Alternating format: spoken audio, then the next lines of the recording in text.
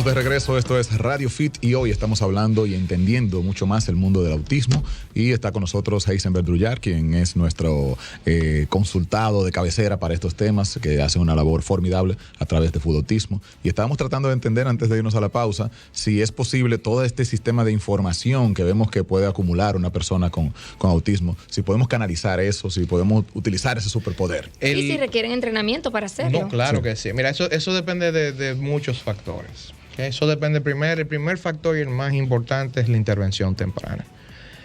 Un proceso de intervención que se realiza entre los 2 años y los 5, pues es muy diferente el nivel de evolución a una persona que ya se trata después de los 8 días. Eso es el primer factor.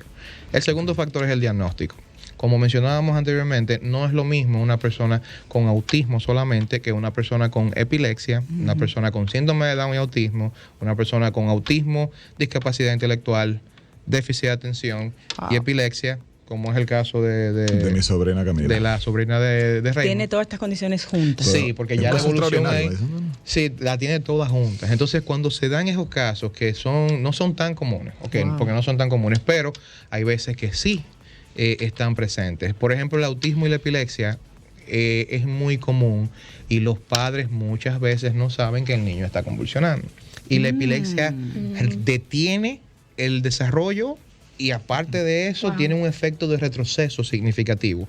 Porque hay niños que convulsionan durmiendo, hay niños que tienen microconvulsiones, hay niños que no presentan ningún proceso atónico. Atónico es que te afecta. Que se vea. Los movimientos para que la gente, todo digamos, el proceso motriz, porque o la gente cree que la confunden. epilepsia es que el muchacho cayó y no, la epilepsia tiene muchas formas de cómo pues manifestarse y eso tiene que verlo un neurólogo y un aparato que es un electroencefalograma que usted se lo pone en la cabeza y le va a decir si el niño está pasando por un proceso epiléptico. La importancia del diagnóstico es esencial porque es que eso es lo que determina. También tú puedes tener lesiones en áreas específicas. Por ejemplo, hay lesiones en la parte más específica de déficit de atención que causan el déficit de atención.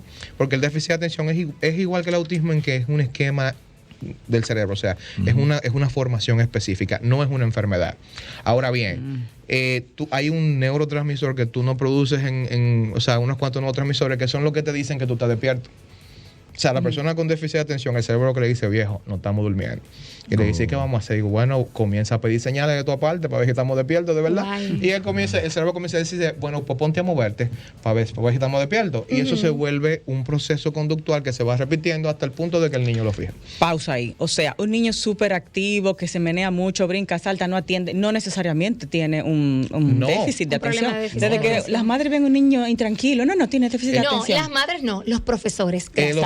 También. Los profesores. No, porque las madres dicen, ese muchacho es tremendo. Hay algo que se llama nivel de activación. Y los niveles de activaciones van dados más que todo. Vamos a tomar esta llamadita primero, dale. A ver qué quiere aclarar nuestra audiencia. Buenas tardes. Buenas. Hola. Buenas tardes, Radio Fit. ¿Estás ahí? Márcanos nuevamente. No se escucha bien si estás en línea. Por favor, márcanos nuevamente. Es decir, hay niveles. O sea, un niño super hiperactivo no necesariamente tiene un trastorno de atención. No, porque las personas con autismo tienen niveles de activaciones elevados, pero por razones diferentes al déficit de atención. Ahora se pueden dar los dos.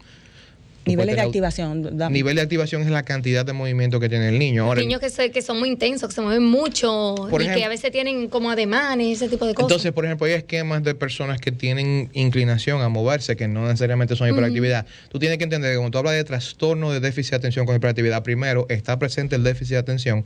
Ahora, ellos pueden venir en niveles diferentes. O sea, tú puedes tener un nivel de inatención leve y puedes tener una activación alta, pero la inatención está presente. Lo mismo que tú puedes tener una inatención por la nube y una activación baja, pero están los dos ligados. Y cuando tú hablas de trastorno, es que lo que tú estás emitiendo como conducta, lo que tú estás haciendo, impide que tú hagas otras cosas. Y cuando tú hablas de trastorno de desarrollo, es que ese movimiento impide que, por ejemplo, tú te adaptes o que tú socialices bien. Que tengan una vida normal. Entonces, por ejemplo, las personas con déficit de atención crean trastornos, o sea, trastornos que no son del desarrollo. Por ejemplo, negativista desafiante, que es el que yo soy el que mando y yo hago lo que me da la gana y yo desafío a todo el mundo, pero lo desafían porque mi cerebro me está mandando a moverme y tú me estás diciendo que no.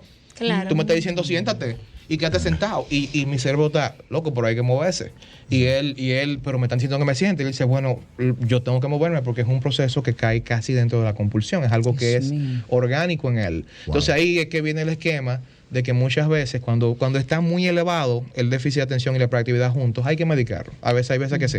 Hay veces que tú tienes que darle esa ayudita. ¿Qué se usaba antes? Ritalin, creo, ¿no? No, risperidona, que se usa, que es un medicamento que, a mi entender, o sea, desde un punto de vista de lo que yo he podido ver, no está diseñado para el déficit de atención.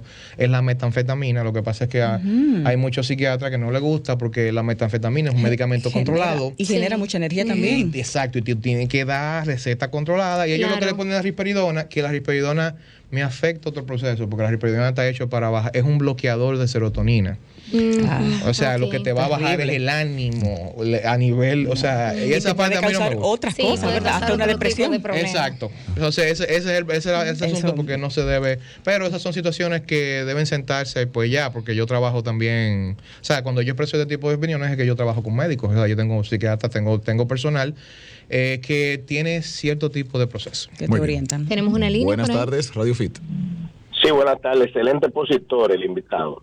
Muchas gracias. Sí. Es un especialista en esta área. Heisenberg. Yo quiero decir Heisenberg. No puedo decir Heisenberg. Pero tiene que cupir porque es ruso el nombre. Sí, si lo dices si no, no. Sí. ¿Cuál es tu pregunta? Y bienvenido a la cabina y aquí con el Tarde, pero siempre he escuchado, sintonicé tarde, pero siempre he escuchado que hay grado de autismo. ¿Cómo se puede medir el grado? Ese grado 1, grado 2. ¿Cómo es que se mide? Eso es excelente pregunta. Sí. Mire, el diagnóstico... Quédate escuchando. El diagnóstico de autismo cambió astronómicamente en la versión del manual de diagnósticos de condiciones y de enfermedades, que es el DSM-5. Ya hay una revisión que se llama TM. ¿Okay? Entonces, en esa revisión, antes simplemente se tenía que decir el nivel de autismo, ya.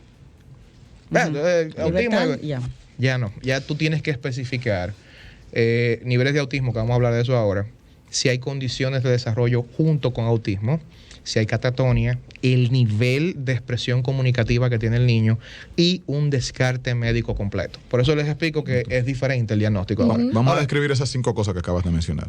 Quizás primero el nivel de autismo. El nivel de autismo. Si hay comorbilidad. Está muy técnico. Exacto, el nivel de autismo, el grado de autismo. Si hay comorbilidad, o sea, si viene con déficit de atención, si viene con algún trastorno de aprendizaje, si viene con discapacidad intelectual, esa es ya en la parte médica. Entonces, si viene con una condición médica, si viene con una condición genética, señores, hay más, el examen de genética es necesario porque hay más de 271 afecciones genéticas que causan el mismo cuadro clínico de autismo. Cuando hablo de cuadro clínico, conductas, sin serlo. Entonces, aparte de eso, de que tú le haces el cuadro clínico, tienes que decir si hay catatonia, o sea, si el niño se me desconecta.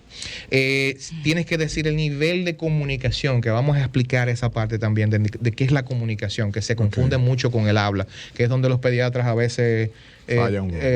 comunicación y habla no es lo mismo. El habla está dentro de la comunicación. Y no solo en autismo, en los seres humanos. Entonces, ¿qué pasa? Después de ahí, pues entonces tú dices todas las otras situaciones. Pero los grados de autismo son 3 a nivel de manual. A nivel de herramientas de evaluación psicométrica son 4, se perfilan 4. Tú tienes autismo grado 1, grado 2, grado 3, leve, moderado y severo. Y a nivel de evaluación, de diagnóstico, también tienes algo que se llama espectro autista, ¿verdad? El espectro autista es que hay entre las 3 aristas, o sea, los 3 procesos de autismo que se ven afectados, que son la socialización o los procesos de interacción social, la comunicación formal y los comportamientos estereotipados. O sea, los comportamientos estereotipados es cuando yo comienzo a repetir con las manos, comienzo a aletear, cuando digo muchas cosas, cuando me fijo con las cosas. O sea, que cuando me tocan. Esas 3 cosas tú puedes no tener una o 2 afectadas, puedes tener una sola, pero está marcada que sí es un comportamiento autístico y tengo que reflejarlo en el diagnóstico. Tengo que decirlo. Es lo que se conoce como espectro. Eso se conoce, se cae dentro del rango de espectro. Estoy ahí, pero tengo rasgos, pero no estoy allá. Pero cuando tú hablas de los grados, el grado se define no por las cosas que el niño haga, no porque el niño aletee, o porque no hable, o porque tenga problemas de aprendizaje.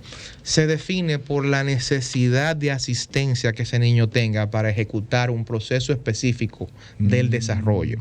O sea, si él va a comunicarse, ¿qué tanta asistencia yo tengo que darle para que él se comunique? Si él se va a sentar a comerse una comida, ¿qué tanta asistencia yo tengo que darle para que él llegue a poder ejecutar eso de forma independiente? De eso depende grado 1, 2, 3. Exacto. Entonces, como tú tienes muchas cosas, tú tienes socialización, tiene contacto visual. Entonces, si todas esas áreas están en moderado, están en severo, tú vas a tener una persona con muchas necesidades de asistencia. Y a veces la gente no quiere que le den el grado, porque cuando tú hablas de severo, tú dices, bueno, está dotado. Lo que piensan, pero el grado no se define para estigmatizar al niño. El grado se define para el tratamiento, para saber qué tanto debo asistirlo, el nivel de asistencia que tú le vas a dar al niño en los diferentes procesos, que es lo que valida. De estos grados permite que ese niño tenga una vida funcional ya cualquiera, de adulto? Cualquiera de los grados. Pero es que mira, bueno, de los muchachos, de los tigres, que yo a veces me lo llevo a andar. Me lo llevo al karaoke. Sí, yo ando con ellos para el karaoke. Yo lo invito a todos. ¿A chicos de la fundación? Sí, que han estado. Allá hay 7 empleados de la fundación que tienen autismo. Comenzaron allá desde que tienen 3 años. Wow. Muchos de ellos no fueron autismo leve. O sea, porque el problema también con los profesionales que trabajan con autismo, que no es desacreditando a nadie, es que muchas veces cuando le plasman la noticia a la mamá o al padre, porque hay que entender, hay que tener un poquito de sutileza al decirle estas cosas a los padres. Porque tú no estás hablando de autismo, como esa es mi frase célebre, o sea, tú no estás hablando de autismo, tú estás hablando de familia con autismo, no es persona, es familia. No un niño con autismo, una familia. ¿Entiendes? Involucra a todo el mundo. Entonces, ¿qué pasa? Hay veces que tú, cuando tú cuando tú no ves el proceso desde cero, o sea, yo te estoy hablando que yo he visto niños que lo hemos cogido, que yo he trabajado con ellos, porque yo en la fundación primero fui maestro, después de maestro fui asistente de terapia, después asistente de terapia, fui asistente de evaluación. Más tu vida con tu hermano. Exacto. Entonces yo tengo de ahí, y tuve niños que nosotros hemos trabajado desde los 3 años, que tenían autismo severo. O sea, hay un personaje ahí que es muy famoso ya, que él sale hasta en el Ministerio de Educación hablando, que es Francisco Cordero, pero ese no es el único, hay muchos. Pero Francisco Cordero ya ahora va a comenzar su universidad. Francisco que mantiene su casa ahora mismo. Sí, ahora mismo. Y viene de un mismo. autismo severo. Y ese vino de un autismo severo, diagnosticado a los 3 años. Y ese muchacho, olvídense que Francisco cuando te pasaba por el lado, tú te descuidabas y te ibas sin el pedazo. Francisco era no verbal completamente. Con un nivel de activación elevadísima, con muchísimos problemas conductuales y de aprendizaje. Era un autismo complicado. Ahora, ¿cuál ha sido el factor determinante en la evolución de él? El tratamiento. La familia. La familia. Y el tratamiento. Las dos cosas paralelas. Claro. Que la familia no lo ha hecho sentir tal vez. No, se integró al trabajo. Y cada vez que teníamos un proceso que estábamos haciendo en la fundación, ellos lo seguían al pie de la letra. Francisco avanzó exponencialmente. Y así hay muchos. Los que están allá trabajando, Francisco allá es terapeuta psicoinformático. Él trabaja en el Ministerio de Educación también. Wow. Él está nombrado. Y aparte de eso tiene más picota, por donde quiera que el muchacho lo vean, ese le gustan los cuartos más que el gasto. Qué bueno que le gusta. Bueno, pero qué bueno, un chico trabajador. ¿Se puede decir entonces que el autismo se puede curar? No es que se puede curar, ojo. Es como te dije, yo no le doy falsas esperanzas a un papá. Si el niño tiene una epilepsia, una microcefalia, una hidrocefalia, si hay un cuadro clínico muy complicado, si hay evolución y avance, porque tú tienes dos desviaciones en autismo. O tú lo llevas a su máxima expresión, que llega a la universidad, que sea independiente, o tú lo haces un ente que no sea una carga y que tenga funcionabilidad. Ahora, nosotros no tenemos un esquema en el país para eso. No lo tenemos. Porque, por ejemplo, en España tú te vas y ellos, una persona con autismo moderado, que es no verbal, puede tener trabajo con sistemas adecuados y específicos. Con algo que no tenga que ver con lo verbal. Lo integran a la sociedad. Armando cosas. Lo integran. Exacto, sentado en un computador. Exacto. Pero aquí no está el esquema. No es curar, sino que tú porque cuando hablamos de cura, lo que hablamos es que sale del cuadro clínico. Puedes sacarlo del cuadro clínico. Pero el cerebro de la persona con autismo va a perdurar de por vida. O sea, tú siempre vas a tener ese cerebro. Siempre te va a inclinar a cierto tipo de comportamiento. Como dicen, antes o después va a chipear. Va a chipear. Pero eres funcional. Pero te integras y haces tu vida. El tirano de la cabina nos está marcando irnos ya. Se llama Franklin. Así yo quiero decirte Heisenberg. Sí, está bien ya, porque tú eres Poppy. Suena Yo chulo. Yo soy Poppy-Wa. Los dos, Poppy-Wa. Ustedes son Poppy. Somos Poppy-Wa. No, Giselle. Se nos quedó la mitad de las preguntas que teníamos, así que tenemos que comprometerte para que vuelvas al aire, comprometerte y a mi podcast también, porque este es un tema de muchas cosas. Ella dijo eso otra vez, pasan 2 años. No, yo dije en eso. serio. Pero un hombre muy ¿En difícil serio? también de conseguir.